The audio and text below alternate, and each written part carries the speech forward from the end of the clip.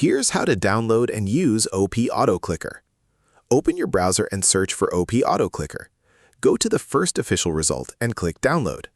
The exe file will download in seconds. Click it to open the application directly. No installation wizard required.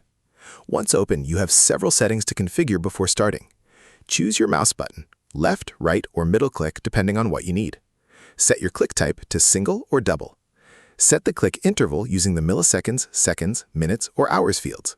For most automation tasks, a short interval like 50 to 100 milliseconds works well, but going too fast can sometimes cause issues with certain applications that cannot process clicks that quickly. Under click position, choose current cursor position if you want the clicker to follow your mouse, or set a fixed coordinate if you want it clicking the same spot repeatedly. The fixed position option is more reliable for tasks like farming and games where you are always clicking the same button. Set your hotkey for starting and stopping. The default is F6. You can change this by clicking on the hotkey field and pressing your preferred key. Press F6 or your custom hotkey to start clicking and press it again to stop. Make sure the OP AutoClicker window does not need to stay in focus for the hotkey to work.